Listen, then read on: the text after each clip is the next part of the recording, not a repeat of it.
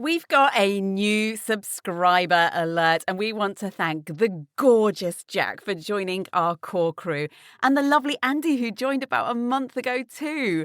Jack and Andy joined Ben, Laura, Kat, Ben, Dan, Stephen, Dina, Chris, Rebecca, Jez, Sally and Shelley as part of our Red Eye core crew, and we're so grateful to have you here. Thanks for supporting the show.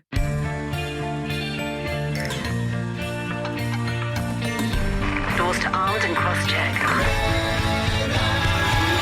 Come fly the red eye.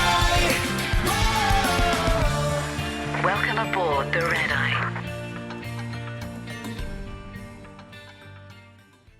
June 2nd, 2026. Well, somehow we've made it almost halfway through the year, and yet it only feels like a few weeks since we were eating Christmas dinner, don't you think? I think it's something about flying that makes time slip past so quickly. We live roster to roster, often wishing days away as we look ahead to the next one. We bid for flights months in advance, forget where we've just been before we even check in for the next flight, and then come home and lose whole days sleeping off the return sectors. It's almost like while we're away, we're living someone else's life, and when we come home, we forget all about that one. Sometimes I wonder if that's why time moves so fast at home. Is it because I only really count the days that I'm there that I found myself in middle age when really I still feel like I'm in my 20s? Maybe it's just me, though. Maybe you don't feel that way at all. We all see things differently after all. But writing this blog does help. It lets me hold on to those days a little longer, capture the moments before they fade. So thank you, genuinely, for being here and letting me share them. May was a good month, though. Busier than the ones earlier in the year, but that was expected, and I felt ready for it. Ready for the summer warm-up when flights get fuller and there are suddenly more of them. But I had a great roster, which always makes a difference. It never feels like such a hardship to go to work when you're genuinely excited about where you're heading. I had a quick layover in New York, 2 nights in Barbados for that much-needed R&R, and then the month finished off with a nice, cheeky little South Africa. Always one of my favourite places to go. We stay in a lovely hotel. We meet up for dinner and a few glasses of wine, and I get to restock my wine rack for less than the cost of a weekly shop at home. For context, that rack holds 24 bottles. I remember the days when customs would only allow us to bring back 6 bottles, and since they increased it to 24, well, feels like a missed opportunity not to make the most of it. South Africa really does produce the most incredible wine after all. And it was a lovely trip, as always. The sun had been shining, and on the last day, I even made it out to see the elephants. A little bit of culture, you know. When you travel that far, you do have to make the effort to see something beyond the hotel and the bar occasionally. Nobody else wanted to come, but that was fine. I'm a big girl now and don't mind doing things alone. Well, what can I say? They were incredible. Huge, gentle, curious creatures, all raised from orphans. They let me feed them, stroke their trunks, and stand close enough to feel their breath, and I was so glad that I'd made the effort to go. Right up until the drive back home, that was. Because that was the moment everything went a little bit wrong and made me seriously question my decision to do anything at all on departure day ever again. So, picture this. We left the park early afternoon. It was about an hour back to the hotel, plenty of time before checkout. There was myself, another hotel guest, and a young local driver, all chatting away, swapping photos, doing that post-excursion debrief where everything still feels fresh and exciting. And then the heavens opened. Not a little bit of rain, not even a proper shower. Oh no, this was something else entirely. A full-on African storm.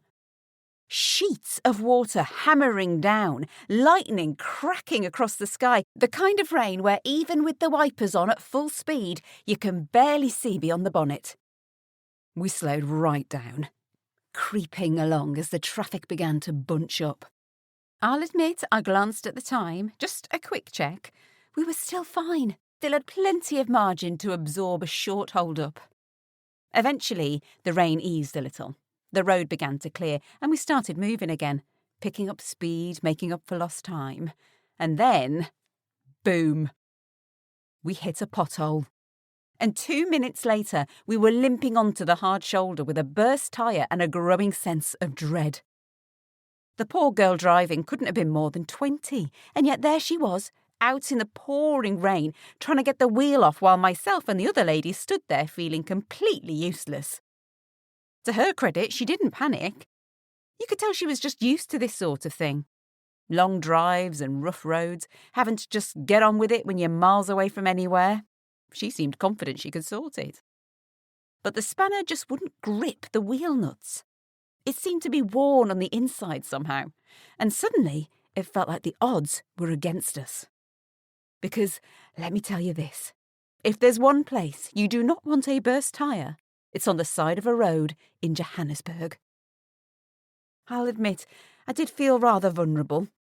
At one point, 3 men rolled past on what I can only describe as some kind of pedal-powered cart, piled high with goods like a moving freight train. It was such a strange contrast. Everyday life for them, and yet for us it all felt a little surreal. A kind man did stop to help, which was a temporary relief, but even though he did have some luck, even he couldn't shift the last stubborn nut. And all the while, I could feel the clock ticking. We were only about half an hour from the hotel by then, close enough to almost touch it, and yet so completely stuck. By the time we finally gave up trying to change the wheel ourselves, and yes, by that point even I was having a go with the damn spanner, we limped into a garage just down the road, and it dawned on me that there was every chance I was going to miss crew pickup. And worse than that, maybe even the flight. My mind went straight into overdrive.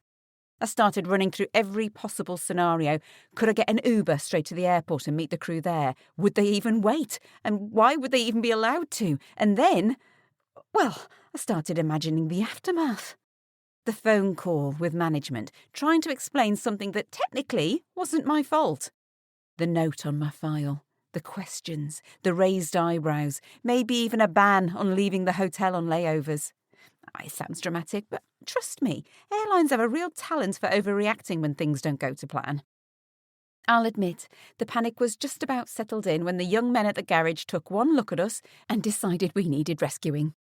Me, soaked through and almost in tears, and the poor young driver, who had the weight of everything on her shoulders, including me. They got to work straight away, no fuss, no hesitation, and within minutes our new heroes had that stubborn wheel off, the spare one on, and just like that we were back on the road. And somehow I made it. Back to the hotel with 25 minutes to spare. Not long enough to run to the supermarket to get wine, sadly, but just enough time to throw everything into a suitcase, get changed, and make it down to the lobby before pickup. It honestly felt like a small miracle. But I have to say, I was completely thrown for the rest of the day. You know when something disrupts your routine so much that you just can't get back into your rhythm? Well, that was me. My usual flow was gone. It was like my muscle memory had simply given up and I spent the entire flight feeling slightly out of sync. And yes, mistakes were made. Nothing serious, thankfully, but definitely not my finest performance. I single-handedly managed to turn the meal service into a bit of a shambles thanks to multiple mistakes on my order sheet. At one point, I nearly handed an almond slice to a passenger with a nut allergy, which he very sensibly double-checked before taking and averted that crisis. 3G eventually calmed down after being told the chicken he'd ordered was no longer available for him and that all we had left was a baked aubergine. That took a bit of smoothing over.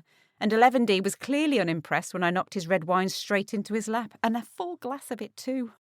Thankfully, though, for us both, he was already in his pyjamas, and I gave him another pair to change into while I cleaned up the seat. And then there was 6K. She had very specifically asked for decaf coffee, and I gave her a regular, straight out of the coffee machine coffee. Well, she didn't sleep a wink for the rest of the flight, and of course, I do feel bad about that. But I said nothing. And when she asked me outright if I'd definitely made her a decaf, well, I'm ashamed to say that I outright lied and assured her I had. But what good would it have been to either of us if I'd admitted my error?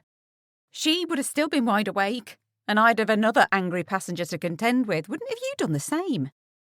But Despite my mistakes, despite all my efforts to disrupt the service, there is one thing about flying that I realised many years ago. As long as the engines keep turning and that you all land safely, well, it's never really a bad day in the true sense of the word, no matter how bad it might feel at the time, or how much I smelt of elephant.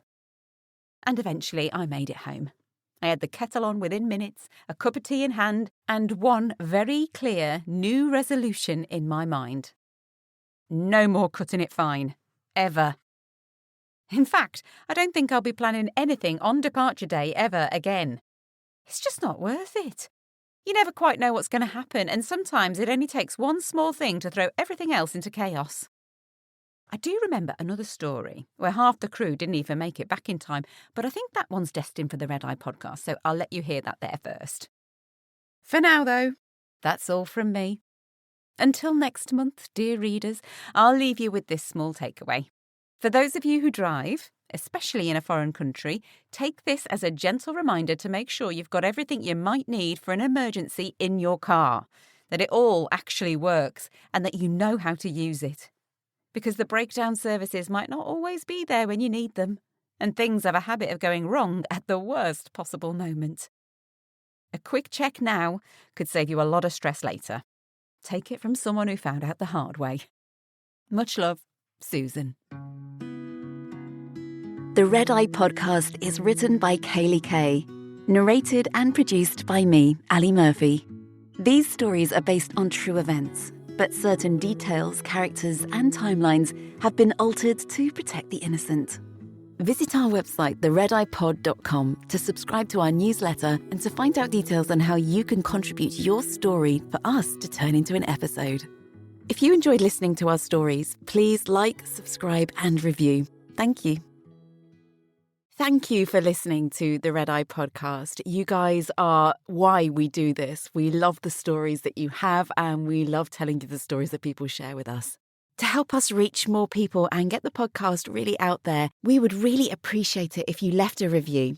It just helps our podcast be a little bit more visible. Thank you.